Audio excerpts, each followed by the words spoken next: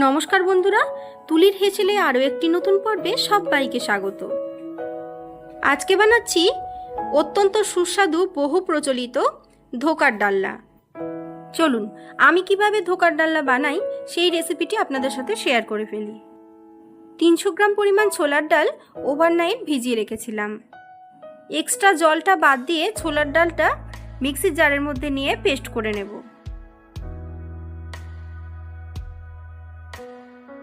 ডাল পেস্ট করা হয়ে গেলে অন্য আর একটি বাটির মধ্যে ঢেলে রেখে বাদবাকি ডালটাও একইভাবে পেস্ট করে নেব।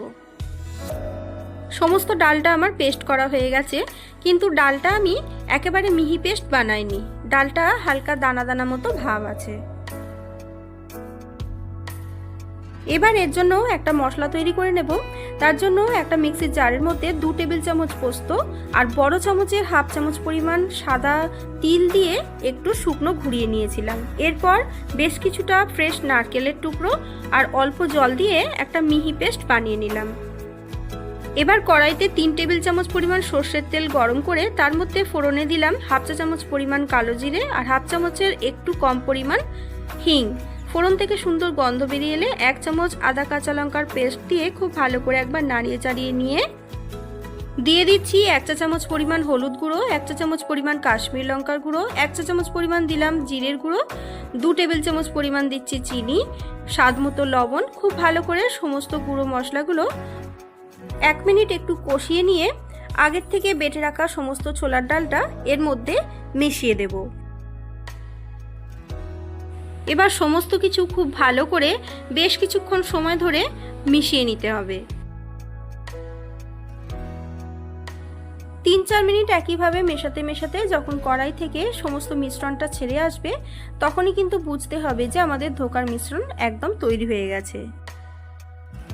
এবার একটা বেশ বড় সাইজের ছড়ানো পাত্রের মধ্যে অল্প একটু ঘি লাগিয়ে রেখেছিলাম। সমস্ত ঘিটা খুব ভালো করে সাইডগুলোতেও লাগিয়ে নিয়ে সমস্ত ডালের মিশ্রণটা ওই পাত্রের মধ্যে নিয়ে ছড়িয়ে দিতে হবে।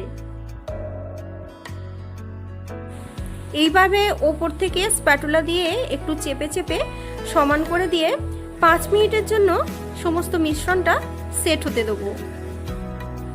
5 মিনিট পর দেখুন ধোকার মিশ্রণটা আমাদের সুন্দর সেট হয়ে গেছে এবং ঠান্ডাও হয়ে গেছে।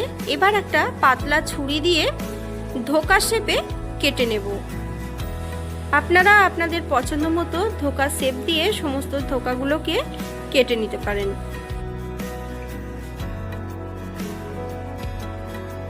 দেখুন কত সুন্দর পারফেক্ট ধোকা কিন্তু আমাদের রেডি হয়ে গেছে। সমস্ত ধোকাগুলো একইভাবে রেডি করা হয়ে গেলে এবার কড়াইতে বেশ কিছুটা সরষের তেল দিয়ে ধোকার টুকরোগুলো একে একে দিয়ে দেব। 1 মিনিট পর ধোকাগুলোকে একটু সাবধানে এইভাবে উল্টে পাল্টে 2 পিঠ ভেজে নিয়ে তুলে নেব। একইভাবে সমস্ত ধোকাগুলো ভেজে তুলে নেওয়ার পর ধোকার গ্রেভিটা তৈরি করে নেব। কড়াইতে 2 টেবিল চামচ পরিমাণ সর্ষের তেল গরম করে দিয়ে দিলাম অল্প একটু দারচিনি আর 2টো ছোট এলাচ, আর সঙ্গে দিচ্ছি হাফ চা চামচ পরিমাণ কালো জিরে আর হাফ চা চামচ পরিমাণ হিং। ফোড়ন থেকে সুন্দর গন্ধ বেরিয়ে এলে 1 চা চামচ পরিমাণ আদা কাঁচা লঙ্কার পেস্ট, অল্প একটু জল দিলাম আর দিচ্ছি 1 চা চামচ পরিমাণ হলুদ গুঁড়ো, 1 চা চামচ পরিমাণ কাশ্মীরি লঙ্কার গুঁড়ো, হাফ চা চামচ পরিমাণ ধনের গুঁড়ো, হাফ চা চামচ পরিমাণ জিরের গুঁড়ো। সমস্ত মশলা খুব ভালো করে তেল ছেড়ে আসা অবধি কষিয়ে নিতে হবে। মশলাটা খুব সুন্দরভাবে কষিয়ে এসেছে। এবার এর মধ্যে দিয়ে দেব একটা বড় সাইজের টমেটো বাটা। মিক্সির জারটা ধুয়ে অল্প একটু জল দিয়ে দেব। আবারও সমস্ত মশলাটা খুব ভালোভাবে টমেটোর কাঁচা গন্ধ চলে যাওয়া পর্যন্ত কষিয়ে নিতে হবে। মশলা থেকে সুন্দর তেল ছেড়ে গেছে।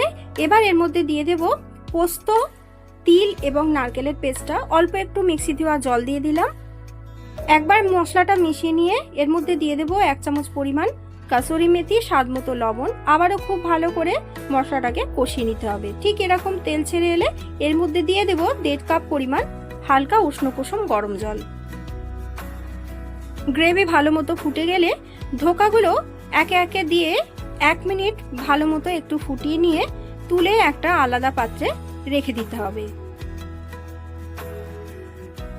দেখুন একেবারে পারফেক্ট ধোকা কিন্তু তৈরি হয়ে গেছে। সমস্ত ধোকাগুলো গ্রেভি থেকে উঠিয়ে নিয়ে গ্রেভিটাকে আবারও 1 মিনিট একটু ফুটিয়ে নেব।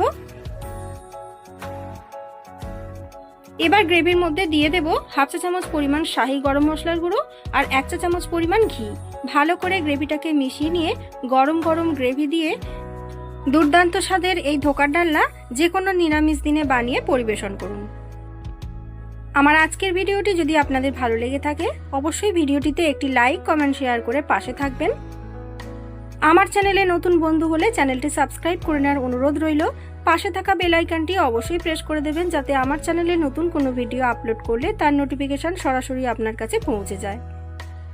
আজ তাহলে আসি, আবার দেখা হবে নতুন কোনো রেসিপি ভিডিও নিয়ে খুব তাড়াতাড়ি। সকলে ভালো থাকবেন, সুস্থ থাকবেন। ধন্যবাদ।